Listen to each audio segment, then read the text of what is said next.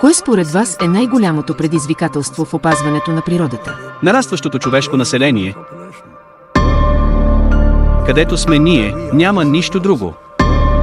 Имате ли мнение какво трябва да се направи по въпроса? Имате ли предложения?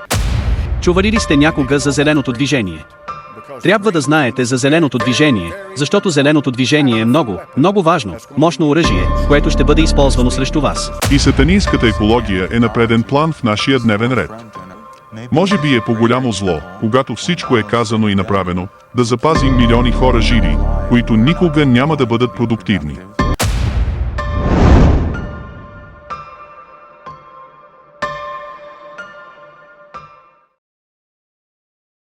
Готови ли сме да адресираме това? Това е, което трябва да се адресира. Може да изглежда, че има много проблеми, но всъщност има само един проблем. Ние сме хубави, но сме твърде много. Това трябва да разберем. Всички религиозни групи са против мен, защото говоря за населението. Те искат повече души, аз искам по-малко на планетата.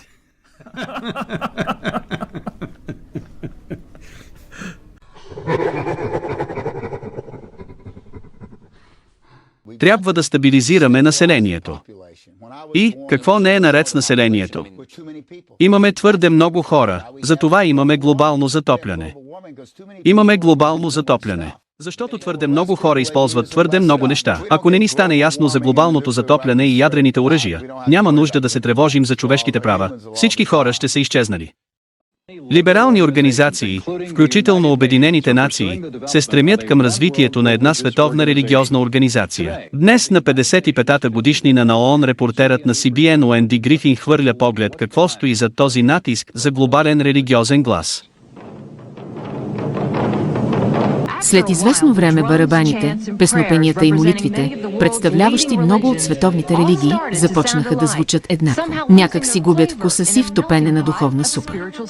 Първата по рода си хилядолетна среща на високо равнище за световен мир на религиозни и духовни лидери се проведе в Обединените нации през август. И някои смятат, че това е първата важна стъпка към движение да постави началото на глобално духовно тяло, което може един ден да говори от името на всички религии. Робърт Емегинес от Съвета за семейни изследвания казва, че изглежда скрита цел е да се обединят хората в една религиозна организация, така че те да приемат мирно целите на ООН като контрол на населението, права на абортите и едно световно правителство. Вместо всички тези различни богове, може би има един бог, който се проявява и разкрива по различни начини на различни хора. Какво ще кажете за това? Основателят на CNN и милиардерът Тед Търнър беше почетен председател на срещата на върха на световните религии. Търнър, известен с критичните си възгледи за библейското християнство, популяризира концепцията на новата епоха, че има много пътища към рая. Това, което ме смущаваше е, че моята религиозна християнска секта беше много нетолерантна. Не че беше нетолерантна към религиозната свобода за другите хора, но те учеха, че ние сме единствените, които ще отиват в рая. Поддръжниците на глобален религиозен глас се нахвърлиха силно върху евангелските християни, които отказват да приемат техния дневен ред на новата епоха. Въпреки че орган за градското възстановяване твърди, че не е религия, критиците казват, че проповядва теология, която учи на приемане и разнообразие на всички религии. Тези, които настояват за глобална религиозна организация, вярват, че всички религии, макар и различни на повърхността, са валидни пътища към Бог. Моторният град продължава битката си с високата безработица поради затруднената автомобилна индустрия. И все пак новата епоха продължава да процъфтява в града. Адвокат от Детройт на име Констанс Къмби започна да забелязва това през 1980 година, когато тя започна мащабна изследователска кампания. Взех една книга от Бенджамин Крем, намерих я през юли 1981 година, озаглавена "Повторното появяване на Христос и господарите на мъдростта". Взех я и отново я прегледах отзад и имаше раздел за това как работи планът. Той говори за този ход към централизация на нашите хранителни доставки и промяна на нашата икономическа система и на нов световен икономически ред. И аз си помислих, че може би неговата библиография си струва преглеждане. Той цитира от Алис Бейли и каза, че е нейн ученик. а отзад каза да се прочете екстернализиране на иерархията. И той беше точно в целта, това беше книгата за четене. Това, което прочетох в книгата, беше антисемитично до край през цялото и кратко езотерично ядро. Беше антихристиянско през цялото и кратко езотерично ядро. Плановете за създаване на Обединените нации бяха изложени в голяма специфика от тогава. Вторият командващ на Обединените нации Робърт Мюлер беше открит ученик както на Бенджамин Крем, така и на Алис Бейли и Луци Стръст. Алис Бейли, посветена последователка и наследник на Белаватска, също вярваше, че възстановяването на мистериите на древните учения на мъдростта ще доведе до златен век на глобален мир и единство. Тези мистерии, когато бъдат възстановени, твърди тя, ще обединят всички религии. През 1922 година Бейли затвърждава влиянието на теософското общество в Америка и останалия свят, като основава Луци Стръст, организация с нестопанска цел, която има консултативен статут в Обединените нации. Първоначално наречена Lucifer Publishing Company, тя е използвана като средство за публикуване и дисеминация на повече от 20 томове на Бейли за неостаряващата мъдрост. Бейли също така основава Архаичното училище, организация на Луци Стръст като образователен център, насочен към цитат: обучение на ученичество в новата епоха. Както ще обсъдя повече в това видео, и двете организации са живи и здрави до ден днешен. Съдружие с Обединените нации, помагайки за напредъка на посвещението на човечеството в епохата на Водолея.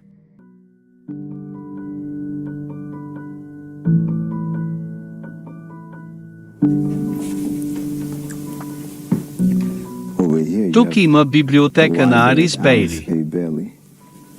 Можете да видите, че тя има многобройни томове тук за движението на новата епоха и спиритизма. Това е точно тук, в библиотеката на Луци Стръст, разположена в Лондон, точно до центъра на Обединените нации.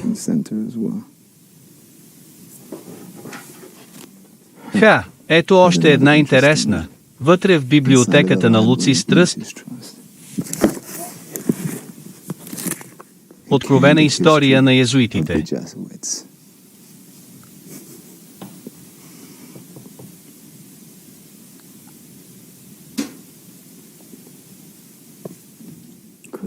Ясно показваща връзката между езуитите и спиритизма.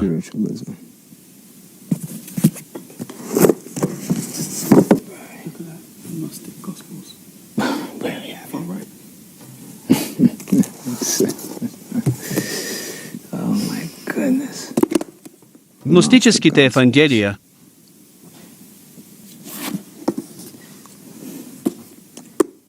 Ръководството на Розенкройцерът.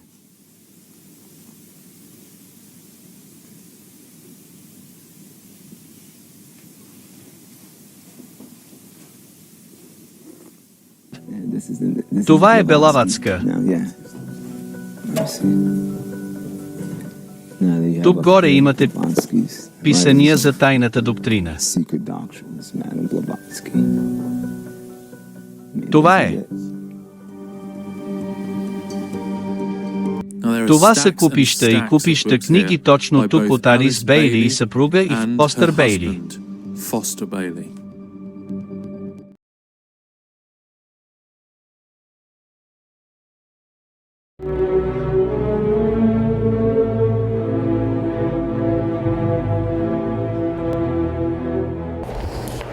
Всички ли искате да направите обиколка? Да, моля. Има ли някой от вас да са масони? Не. Така че ето ни във великата ложа на шотландския обред на масонството, тук във Вашингтон, окръг Колумбия. В момента сме вътре в сградата. Ще направим малко обиколка, за да разгледаме някои от пейзажите тук. Причината, поради която има Библия, Коран и Тора на олтара тук, е защото не е нужно да вярваш в Исус Христос. Можеш да бъдеш всяка религия, стига да вярваш в Бог и да си масон. Това са само свещените книги, на които нашите лидери се молят. Причината, поради която са имали Корана, Библията и Тората, защото, както той каза по собствените си думи, не е нужно да вярвате в Исус Христос. Просто трябва да вярвате в идеята, че има Бог. И това е така, защото масонството е до голяма степен икуменическо движение. То обединява всички видове религии, защото трябва да сте отворени към концепцията за съществуването на Бог. Те се отнасят към Бога като към великия архитект на Вселената. По този начин можете да обхванете всички на земята. И може да има членове на братството от мюсюлманския свят, членове на братството от християнския свят, по целия свят, обединявайки ги всички. Някои от книгите казваха, че има истини и в други религии, които трябва да разгледаме, че всички световни религии имат едни и същи централни истини.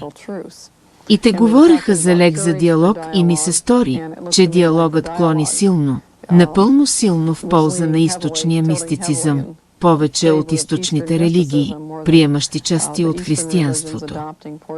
Че има истини и в други религии, които трябва да разгледаме, че всички световни религии имат едни и същи централни истини. Означава ли това, че духовно и интелектуално се намирате у дома си, разхождайки се между всички тези религии и не се чувствате вързан към църквата на Англия, протестантската църква? Да, имам предвид, че чувствам, че това е огромно количество, след като започнете да разбирате къде сме свързани помежду си. Това може да бъде изключително полезно. И аз съм от онези хора, които търсят неща. Интересувам се от следване на път, мога да го намеря през най-дебелото.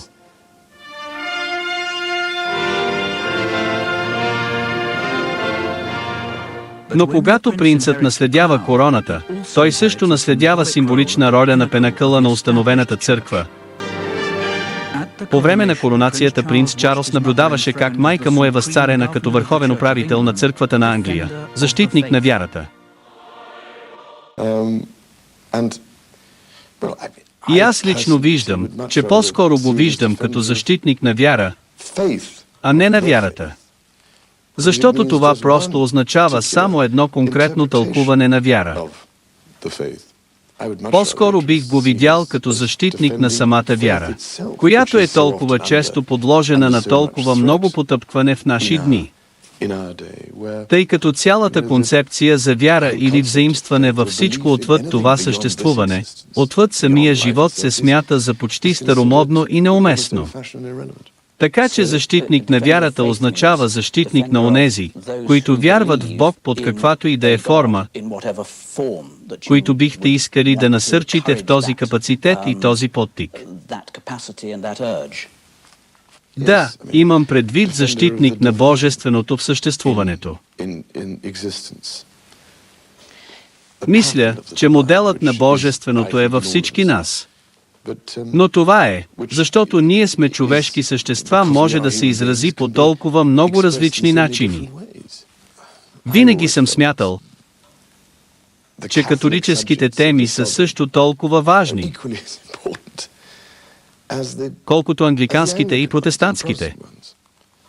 По същия начин мисля, че ислямските теми или индуистките теми, зороастрийски теми на суверена са от еднаква жизнено важно значение. Мнозина мислят различно, чувстват различно, търсейки Бог или срещайки Бог по различни начини. В тази тълпа, в този набор от религии, има само една сигурност, която имаме за всички. Всички ние сме Божии деца. Андрю, искам да ви попитам за новините на Daily Mail, че крал Чарлз иска разнообразна церемония по коронясването. Така че той настоява църквата на Англия да позволи на представители на други религии, мюсюлмани и индуси да се молят на своите богове по време на коронационната му служба. Какво мислите за това? Задължение на кралят е да обедини хората. Сега, ако християните не харесват това, може би трябва да прозелитизират малко повече. Ролята на краля е да обедини хората и предполагам, че той чувства, че това е всичко. Докато той почита своето християнство и не се подхлъзва към морален релативизъм. Предполагам, че това повдига въпроса, когато имате масова имиграция, имате нация, която се отдалечава от християнските си корени, около какво обединява една нация или да го попитаме по друг начин, тъй като западният свят отхвърля християнството като обединяваща сила. Какво го заменя? О, огромен въпрос. Не знам. Каквото и да изглежда, отговорът е всичко. И често е по-нефункционален вид вярване. Искам да кажа, че зелената религия е доста антихуманна, например. Това е просто още една форма на древното поклонение на земята. Това е просто още една форма на древното поклонение на земята. Много поклонници на земята някак си се обърнаха към по-хуманната вяра на християнството. Това е просто още една форма на древното поклонение на земята. Древното поклонение на земята. Тази огромна вътрешно осветена художествена инсталация изобразява Земята, както се вижда от космоса. Използва изображение на НАСА и е създадена от художника Люк Джерем. Нейният дизайн кара хората да съзерцават как Земята и човечеството са неразривно свързани. И в момента е на обиколка из страната, но няма да намерите това провокиращо произведение в националните художествени галерии. Вместо това е в сгради като тази красива църква, където въздействието е още по-силно. Тук съм в манастира Ланкастър в деня на откриването на невероятната инсталация на Гея. Предполага се, че проектът пресъздава чувството на страхопочитание на преживяването на астронавтите към планетата в космоса. Екипът тук, ръководен от благоговейната Леа Вайзи Сондърс, смята, че местата за поклонение са идеалното място за разпространение на това послание. Има много хора, които не биха посетили църква за поклонение, но ще посетят църква за изложба. И ще посетят църква, за да дойдат и да видят нещо толкова красиво като Гея. И се надявам, че ще доведе хора от наистина различни общности и опитът, който хората имат тук, е много личен и дори за благоговейната Лия е кара да се замисли върху вярата си. Така че първият път, когато видях Гея, ми спря дъха. Просто бях напълно безмълвена. Как се събраха екологията и теологията? Когато започнете с учудване, ако погледнете глобуса, който виси в църквата там, получаваме гледката на нещо, което само астронавтите са имали досега. А удивлението е религиозно чувство, но също това чувстват хората, които не са религиозни. В момента, в който преминах през вратите на църквата, всъщност бях изненадана от това колко емоционално се почувствах, когато видях тази невероятна инсталация. Много е смиряващо. Освен това ви напомня, че сте невероятно взаимосвързани и това е съвместна отговорност да направим нашата планета по-добра.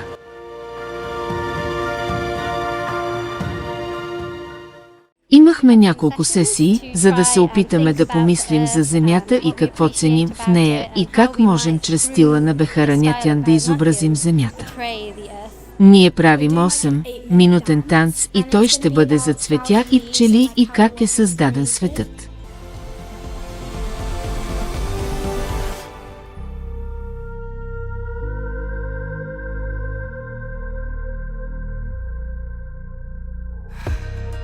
Ще има система за поклонение на Майката Земя, която след това ще бъде свързана с екологични закони и закони за опазване на околната среда. Световната природозащитна банка ще бъде механизмът за разделяне на богатите от капитализма и ще отидат в задната част на банката, така да се каже, и ще станат кредитори на банката и след това ще завършат като световни диктатори.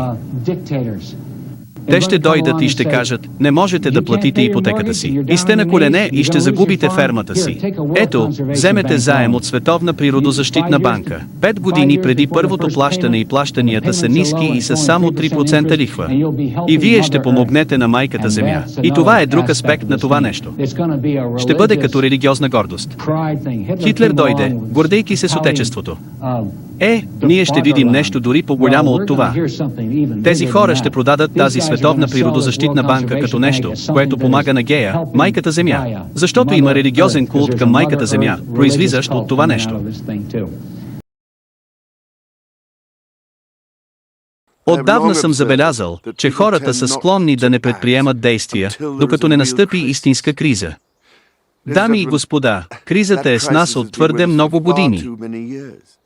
Порицана, опровергана и отречена. Сега бързо се превръща в всеобхватна катастрофа, която засенчва въздействието на коронавирус пандемията. На този късен етап не виждам друг път напред, но да призова подобно на план Маршал, план за природата, хората и планетата. Сега ще го чуем да обяви създаването на Международна световна банка за опазване на природата, което ще включва втори план Маршал. Подобно на план Маршал, план за природата, хората и планетата. Не можем повече да продължаваме така. Сякаш няма утре, няма крайно оправдание за нашата насилствена природа. И така, какво да правим? Без съмнение трябва да се поставим в положение, подобно на война. Подобно на война. Подхождайки към действията си от гледна точка на кампания във военен стил. Кампания във военен стил. По този начин, работейки заедно, можем да се преборим с това най-неотложно предизвикателство. Трябва да започнем сега, като изведем напред нашата цел за нетно нула. Това също ще бъде наречено новата Магна Харта. Тази програма на Световната банка. Всички тези актове ще бъдат наречени новата Магна Харта. Старата Магна Харта тя дава баронски прав А, земни прав А, на барони в Англия. А в новата Магна Харта ще бъдат дадени баронски прав А на света на барон Едмонд де Ротшилд.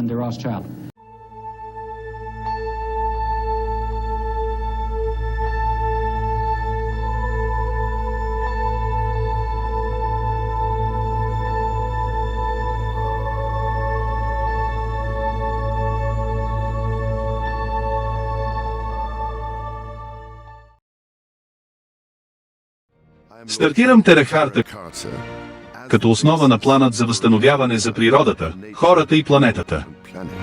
Преди повече от 800 години Магна Харта вдъхнови вярата в основните права и свободи на хората. Като се стремим да си представим следващите 800 години човешки напредък. Основните права и ценността на природата се крият в сърцето на Терахарта и представлява стъпка на промяна в нашия подход за бъдещето на промишлеността и бъдещето на икономиката. Днес трябва да е решаващият момент, когато превръщаме устойчивостта в историята на растежа на нашето време. Докато позиционираме природата като двигател на нашата икономика, за да гарантира нашето бъдеще, нямаме друг избор, освен да правим всеки ден важен. И това трябва да започне днес.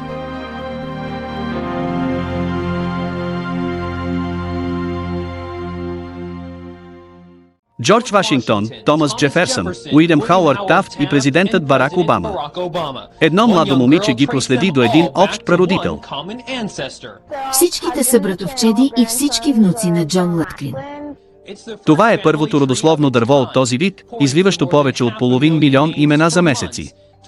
12-годишната Бридж Ан де Авенон откри, че всички президенти на САЩ, с изключение на Мартин Ван Бурен, са свързани с предишният крал на Англия, Джон Лътклин Плантагенет, който подписал Магна Харта през 1215 г. Джон Лътклин Плантагенет, който подписал Магна Харта през 1215 година.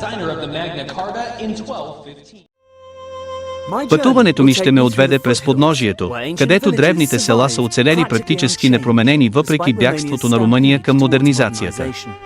И неговото кралско височество принц Чарлз, който може да проследи своя произход назад до тъмното и далечно минало на Румъния. Генеалогията казва, че произхождам от Влад Цепеш.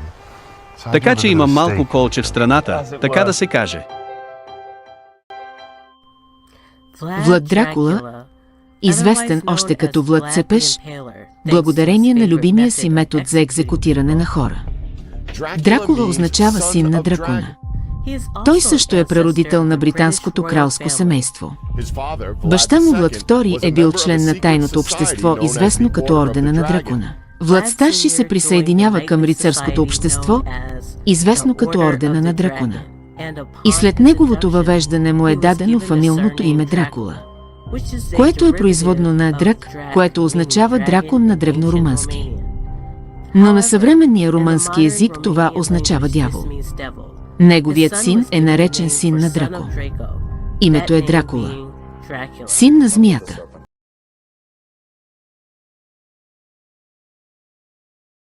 Нямаме отношение към масите. Сатанизмът е религия за елита. Това е религия за лидери, това е религия за уверени хора, не е религия за всеки, който иска да бъде сатанист. Ние не казваме добре дошли в клуба. А бездомните, инвалидите? Не ме интересува. Има само ограничен брой хора в света, които наистина могат да отговорят на сатанинската философия или да я разберат. Не е за милионите, не е за масите. Това е за владетелите и лидерите на земята. За хората, които постигат. Това е 1% от човечеството. И сатанинската екология е на преден план в нашия дневен ред. И сатанинската екология е на преден план в нашия дневен ред. Трябва да защитим земята, в която живеем, и нашата естествена среда. Може би е по-голямо зло, когато всичко е казано и направено, да запазим милиони хора живи, които никога няма да бъдат продуктивни, които ще източат всичките ни ресурси и ще създадат застоял свят. Работата е там, че вие говорите за консенсус за реалността, който е приемлив. Ние говорим за такъв, който в този момент от историята не е приемлив. Така че въпросът е само кой манипулира медиите, кой има най-много пари, за да прокара своята реалност напред. Така че въпросът е само кой манипулира медиите, кой има най-много пари, за да прокара своята реалност напред. Хитлер създаде реалност. Зла ли беше? Хитлер беше майсторски черен магьосник. Разбира се, че той създаде реалност. Беше ли зло? Казвам ви, че не вярвам в доброто и злото и нито някой може да реши кое е добро и зло. Всичко се основава на исторически и културни ценности. На практика всички теми на съвременното движение за опазване на околната среда са предобразени в подкрепата на нацистите за вятърната енергия през 30-те години на миналия век. Обяснете това, ако погледнете какво са правили нацистите през 1930 година.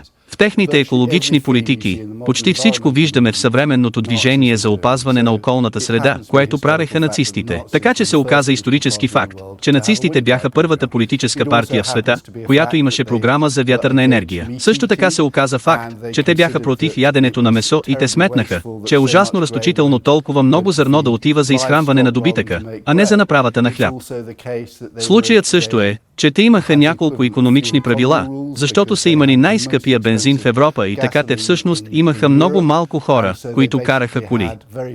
Така че почти всичко, което виждате, мисля, че всъщност най-необикновеното нещо, на което се натъкнах, беше този цитат от Адолф Хитлер, където той каза на колега веднъж, че не се интересувам от политика, интересувам се да променя начина на живот на хората. Това може да е изключително съвременно. Това е целта на съвременното екологично движение. Става дума за промяна на начина на живот на хората.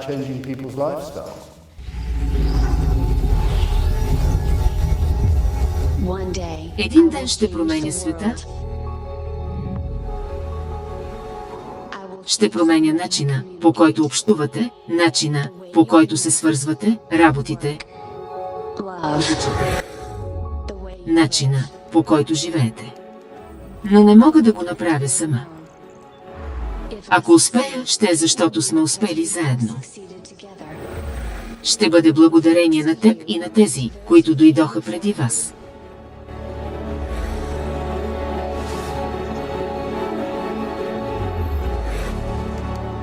Имаме някои герои, които видяха потенциала на нашето партньорство, за да се обединим, за да решим световните проблеми и да оставим политиката на страна, защото те знаеха какво можем да постигнем с глобално сътрудничество. Които разбраха, че аз не съм само едно нещо, които разбраха, че мога да бъда много повече. Един ден ще създам по-добро бъдеще за нея, за него, за тях, за доброто на човечеството. Един ден, с твоя помощ, ще променя света.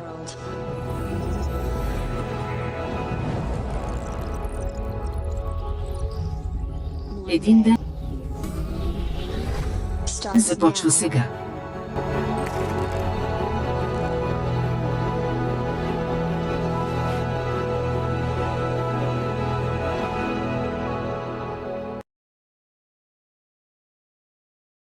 Безсмъртен пазител, отдаден на повторното процъфтяване на живота. Ние го наричаме Гея, майката природа като изкуствен интелект. Но това е само ядрото на системата. Тя ще трябва да бъде заобиколена и упълномощена от цялостен набор от подчинени функции. Мислете за тях като за разширение на ума на Гея. Всеки е посветен с конкретна цел. И тогава, когато всичко това бъде направено, как ново поколение човешки същества, създали съоръжения по целия свят, ще вземат участие в Аполо. Огромният архив на човешки знания и културни постижения, от които те ще научат за нас, нашия свят. И най-важното е да не повтаряме грешките си. Това не е невъзможна мечта. В нашите ръце е, ако работим неуморно и не се спираме пред нищо, за да го постигнем. Не можем да спрем края на живота. Но ако ми помогнете на Гея, можем да му дадем бъдеще. Присъединете се към мен и помогнете да направим това бъдеще реално. Следващото парче от този пъзел заобикаля идеята за Гея или духа на Земята. Дейвид беше и все още е много страстен за съществуването на духа на Земята. Това, което Алис Бейли нарича планетарен логос. Духът на Земята е най-еволюиралият дух, който някога е бил вплътен на физическа планета. Затова казвам, че има връзка между Алис Бейли и идеята за Гея или земния дух и плана на новия световен ред. Никой не е направил повече за популяризиране на идеята за духа на Земята от Алис Бейли. Нейното писане е повлияло на религията Гея на Обединените нации, което ще играе важна роля в предстоящото световно правителство. Страхотният пример за това е човек на име Робърт Мюлер. Робърт Мюлер е автор на световната основна учебна програма. Той е широко признат за бащата на глобалното образование. В продължение на 30 години той е бил заместник генерален секретар на Обединените нации. Той беше ректор на Университета на Обединените нации. Неговите идеи за световно правителство, световен мир и духовност доведоха до повишено представителство на религиите в Обединените нации, особено движението на новата епоха. Става известен като философа на ООН. Робърт Мюлер каза на публика в Коста Рика: "Сега чуваме за хипотезите на Гея за взаимозависимостта на цялата вътрешна и жива материя, че ние сме неразделна част от живия планетарен организъм. Казах публично през 1991 година, че Земята е живо същество, с което можем да общуваме и тя може да комуникира с нас. Така че, разбира се, самата планета е живо мислещо емоционално същество. Трябва да се научим да гледаме на планетата не просто като космически кораб, на който сме пътници. Трябва да гледаме на планетата като на това, което наистина е живо същество. Живо същество. Предприятието дали е просто предприятие или живо дишащо същество. Или живо дишащо същество. Същество в движение. Винаги свързано.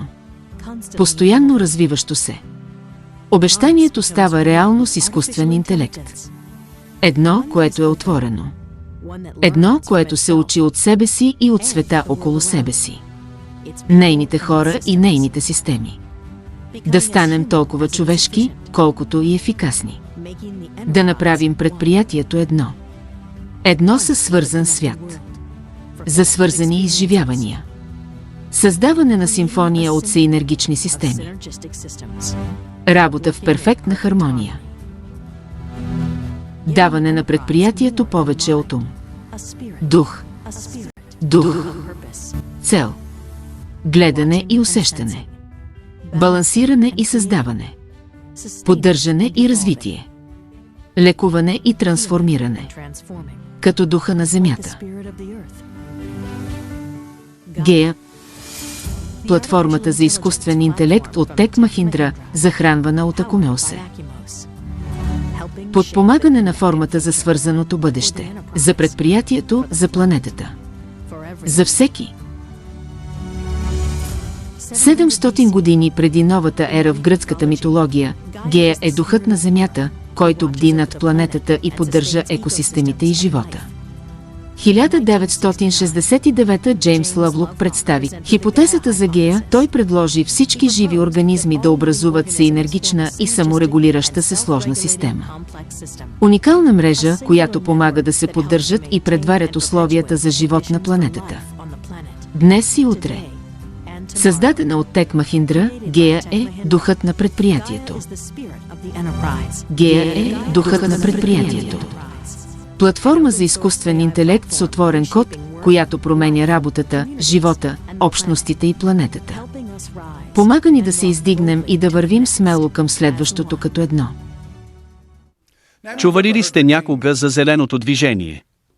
Трябва да знаете за зеленото движение, защото зеленото движение е много, много важно, мощно оръжие, което ще бъде използвано срещу вас. И то се използва точно в този момент. Колко от вас са чували за името Гея?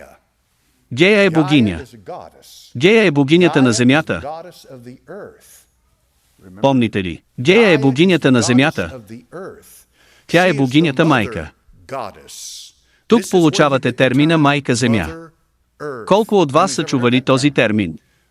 Майката земя. Ако имате духа, който живее в децата на непокорството, когато чуете термина майка земя, вие се идентифицирате с него. Тук се появява терминът майка земя, защото се връща към древногръцката философия, когато се отнася за богове и богини. Това е статия, написана в кандидат Министерството на 6 октомври 2002 година от Дженифър Ръст. Тази дама точно тук го обобщава много добре. Позволете ми да го прочета вместо вас. Всеки, който е изучавал глобалното екологично движение, без съмнение са чували термина Гея. Гея е възраждане на езичеството, което отхвърля християнството, смята християнството за най-големия си враг. И гледа на християнската вяра като на единствената пречка пред глобалната религия, центрирана за поклонението на Гея и обединяването на всички форми на живот около богинята на майката земя. Тя казва, че хитра смесица от наука, езичество, източен мистицизъм и феминизъм са превърнали този езически култ във все по-голяма заплаха към християнската църква. Поклонението пред Гея е в самото сърце на днешната политика за опазване на околната среда. Законите за застрашените видове, договорът на Обединените нации за биоразнообразието и президентският съвет по устойчиво развитие са потомци на хипотезата за Гея, спасяване на майката земя. Това религиозно движение с подобни на култ качества се популяризира от водещи фигури и организации като бившия вице-президент Албърт Гор, телевизионния оператор Тед Търнър и Обединените нации и различните неправителствени организации. Книгата на Албърт Гор, "Земята на весната", е само една от многото книги, които безсрамно провъзгласяват божеството на земята и обвиняват за отпадането от този езически бог неблагоприятните за околната среда последователи на Исус Христос. Обединените нации бяха изключително успешни във вливането на зелената религия в международен правителствен орган, който има нарастващ ефект и контрол над целия ни живот. Така майката земя се персонифицира. Искам да мислите с мен тази вечер. Какво означава това, проповеднико? Това означава, че те вярват, че има дух в земята и се покланят на този дух в земята. Виждате ли, те няма да се покланят на скала и да не се кланят на нищо, но те се покланят на духа, който е свързан с тази скала или това дърво. И какво имате? Какво имате? Имате поклонение, което е свързано с земята. И земята според Божието Слово е прокълната. Библията каза: проклета е земята, заради теб ще се трудиш с потта на челото си. Нали? Ние не сме свързани с земята, ние не сме част от нея, хора. Нашият дух, който е нашият живот, е отгоре, а не от тук. Този свят не е моя дом. И какво се случва? Тъй като ти си християнин и те знаят, че не се покланяш на Гея, тогава ти си враг и затова те демонизират. И това е само още един от многото начини, които използват, за да демонизират християните. Това е Лин Уайт, който е професор по история на технологиите и средновековна история в UCLA. През 1966 година той адресира Американската академия за напреднали в науката, който е публикуван в списание Науката, през 1967 година, наречено "Историческите корени на нашата екологична криза". И той казва, че християнството носи огромно бреме на вина за нашата екологична криза. Илин Уайт каза, че християнството е виновно. Той каза какво правим с екологията. Това е заключението на неговото есе. Това, което правим по отношение на екологията, зависи от нашите идеи за връзката на човек с природата. Повече наука и повече технологии няма да ни измъкнат от настоящата екологична криза. Докато не открием нова религия или не преосмислим старата.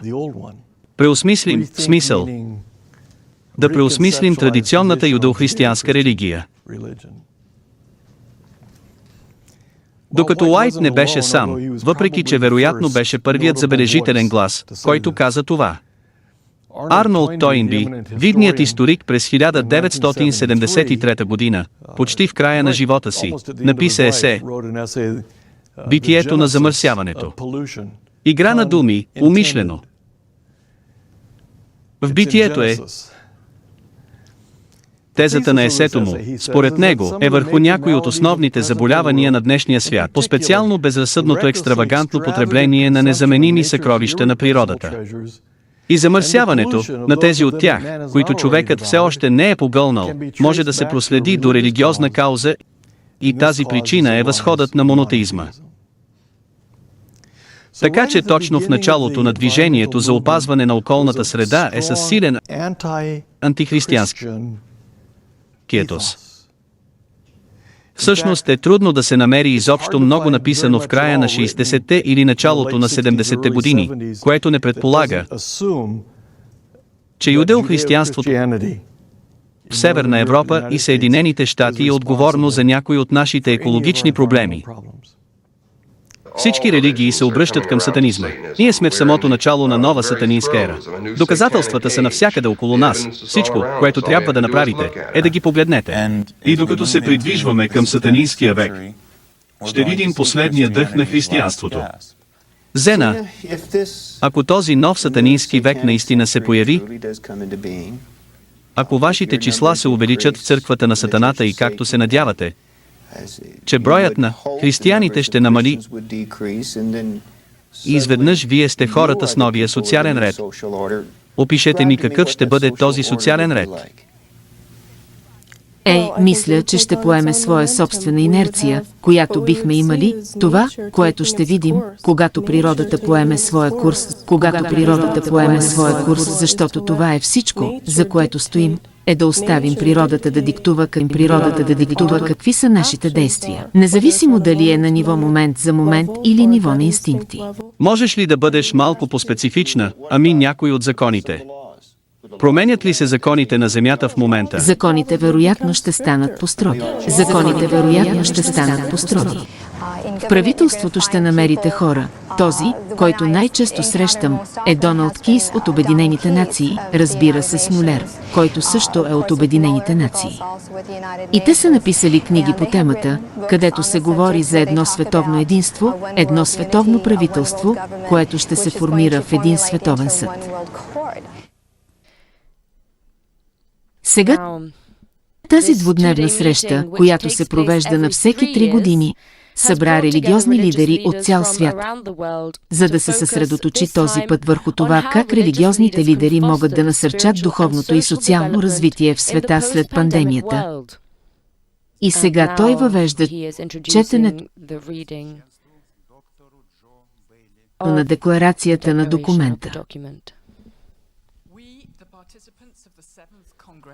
Ние, участниците в 7-я конгрес, духовни водачи на световни и традиционни религии, политици, ръководители на международни организации, водени от нашите споделени желание за справедлив, мирен, сигурен и проспериращ свят, утвърждаващ значението на споделените ценности в духовното и социално развитие на човечеството.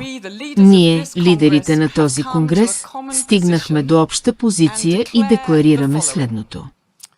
Номер 10 отбелязваме, че плурализмът и различията в религията, цвета на кожата, пола, расата и езика са израз на мъдростта на волята на Бог в творението.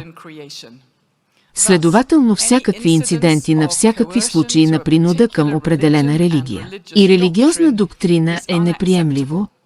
19. Ние изхождаме от неизменния факт, че Всемогъщият е създал всички хора равни. независимо от тяхната расова, религиозна, етническа или друга принадлежност или социален статус. Следователно толерантността, уважението и взаимното разбирателство са в основата на всички религиозни учения. 20. Призоваваме политически и обществени фигури, журналисти и влогари да внимават с религиозните обобщения и да не идентифицират екстремизма и тероризма с цели нации и миролюбиви религии. 21. Ние се застъпваме за увеличаване на ролята на образованието и религиозна формация за укрепване на уважителното съвместно съществуване на религии и култури и развенчаване на опасни псевдорелигиозни предразсъдъци. 24. Знаем неизбежността на глобалното цифрово развитие, както и важността на ролята на религиозните и духовните водачи във взаимодействието с политиците и решаването на проблемите на цифровото неравенство. Принципите, съдържащи се в настоящата декларация, могат да бъдат дисеминирани на всички регионални и международни нива за разглеждане на всички политически решения, законодателни норми, образователни програми и медии във всички заинтересовани страни. Нека нашите стремежи бъдат благословени. И нека мирът и просперитетът бъдат дадени на всички народи и страни. Основните принципи на новата световна религия са толерантността към религиозните вярвания на другите. Така че може да се каже, че новата световна религия е приобщаваща. Тя включва всички, всъщност може да включва дори християни, ако искате да се присъедините. Сега християнството е изключително. Исус каза, че никой не идва при бащата, освен чрез мен. И така, римокатолическата система успя да задържи средновековна Европа в лапите си в продължение на 1000 години, правейки две неща. И тези неща ни се случват днес. Вземете Библиите далеч от хората. Второто предупреждение е, че те казаха, че само учените на латински език могат да разберат Библията. Обикновеният човек не може да разбере Библията. Губиш доверието си в Божието Слово и не четеш през уикенда и трябва да отидеш при този посредник, който ще ви каже какво наистина означава това. Добре, това са две неща, които са били използвани през средновековието, за да се контролират масите. И аз вярвам, че има две неща, които се движат в църквата днес, за да се опитат да получат контрол над нас още веднъж.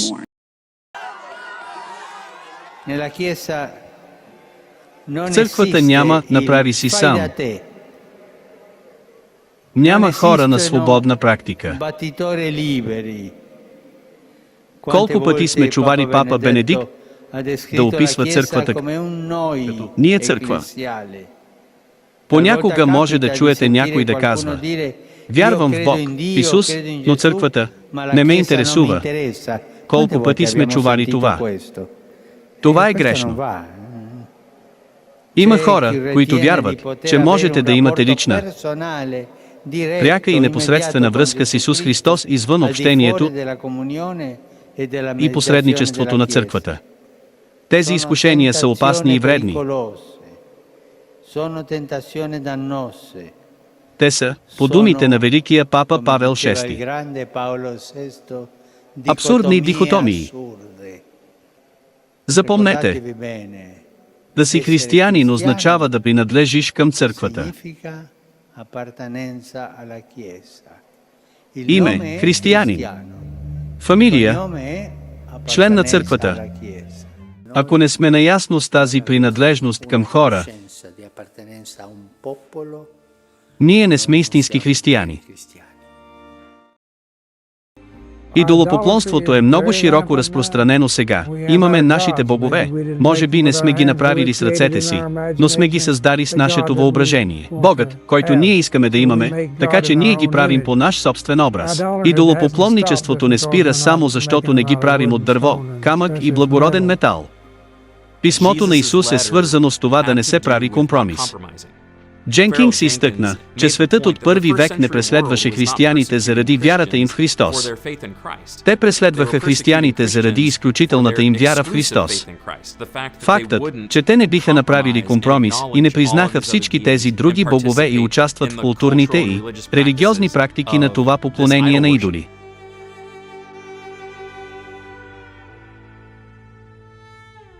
Мисля, че живеем в култура и във време, в което има много натиск да се признае или утвърди всеки. Всеки е еднакво валиден, всичко е еднакво вярно и това, което са християните, ще трябва да се борят, и това, за което трябва да се подготвят, е, че Бог не споделя своето поклонение. Ние трябва да се покланяме само на Бог и Христос е Негов Син и няма никаква неяснота в това. И така, ако искаме да бъдем верни на Бог, ако ще бъдем верни на Христос, тогава не мога да направя компромис и да призная и да разводня доктрината си, за да приема тези неща, които не са реални. И ще има известно културно противопоставяне на това. Ще има хора, които са обидени от това. Има хора, които ще се разстроят от това. И това, от което са разстроени, не е фактът, че аз твърдя, че Бог е този, който е, а фактът, че не утвърждавам тяхното мнение или идея, или какво искат да преследват. Така че мисля, че има много приложение и уместност между Пергам и това, през което преминава нашата култура.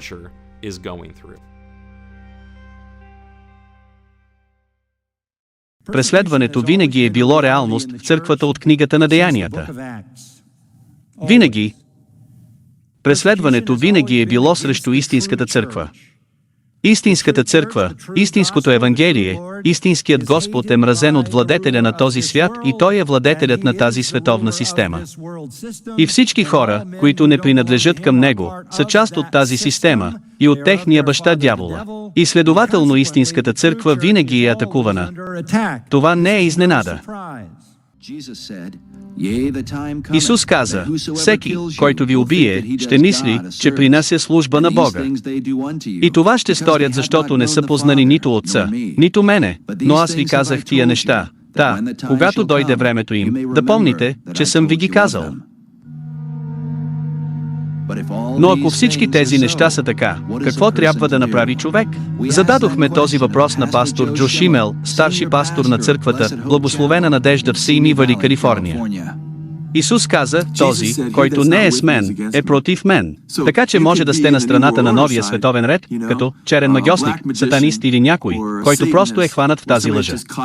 И вие не сте за Христос, а против Него. Но можете също да сте някой, който се бори срещу новият световен ред и да си мислите, че правите добро, но който отказва да се подчини на господството на Исус Христос. Отказва да отговори на Евангелието, да се покае за греховете си и да се обърне към Христос като Негов Господар и Спасител. И вие сте под същото осъждане и същата присъдата като Антихриста и новия световен ред. И за съжаление има много хора днес, които виждат какво се случва до известна степен, само част от пъзела. И все пак има толкова много бунт срещу Бог, колкото много от тези хора в новия световен ред. И моята надежда и моята молитва е, че хората, които виждат какво се случва, няма да играят в ръцете на сатаната. Защото това, което ще се случи в крайна сметка, ще има много хора, които се борят срещу новия световен ред. И те ще смятат, че правят добро. И аз вярвам, че сатаната в последните времена ще използва това като новинарски клипове за "Вижте какво правят християните, тези луди хора". И сатаната ще ги използва срещу християните накрая. Така че ние, истинските християни, които познават Христос, трябва да се подчиним на писанието, трябва да осъзнаем, че ако Бог ни накара да умрем като мъченици, ние ще умрем като мъченици. Ако Бог ни накара да избягаме със семействата си в планините, трябва да направим това. Но едно нещо, което трябва да сме сигурни, че няма да го направим, е да не сме тези, които се опитват да взривят Пентагона или да взривим Обединените нации, защото това, което в крайна сметка правим, е да играем право в ръцете на сатаната. Така че моето сърце, моята надежда и моята молитва за всеки, който слуша, особено ако не знаете кой е Господ Исус Христос, признай, че си грешник. Ти си лишен от Божията слава. Сигурен съм, че сте лагали някога в живота си.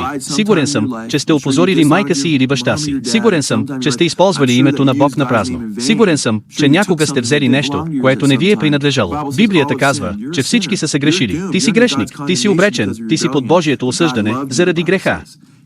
Но Бог те обичаше, казва Библията, и Той изпрати Сина си да умре на твое място, да ти плати неустойката, която заслужаваш. И Той плати това наказание. Писанието казва, че ако приемеш Господ Исус Христос в живота си, Библията казва, че които са го приели, Той им е дал правото да станат деца на Бог. Исус каза, ето, аз стоя на вратата и чукам. Ако някой ме пусне вътре, аз влизам и ще общувам с него и той с мен. Библията казва, че можете да имате вечен живот. Библията казва, че всеки, който призове името на Господ, ще бъде спасен. Точно сега, ако призовеш името на Господ Господ Исус Христос и извикаш към Него и кажеш спаси ме, аз вярвам, че ти умря за мен, ще бъде спасен. Няма значение какво ще ти направи човек или какво прави с теб новият световен ред. Не бойте се от онзи, който може да убие тялото ви, но не може да убие душата ви. Исус каза да отсъстваш от тялото си е да присъстваш с Господ. И Библията казва, че ако изповядаш Исус пред хората, Той ще те изповяда пред бащата и небесните ангели. Исус каза, ако обаче се отречеш от мен пред хората, аз ще се отрека от теб пред небесният баща. Така че нека изповядаме Господ и Спасител Христос. Нека го следваме истински, нека се поровим в нашите Библии, нека го следваме по библейския път. И това е. Моят съвет е да се обърнем към писанията, да се обърнем към Исус.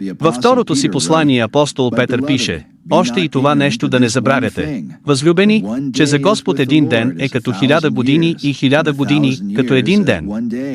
Господ не забавя това, което е обещал, както някои смятат това за забавяне, но заради вас търпи дълго време, понеже не иска да погинат някои, а всички да дойдат до покаяние.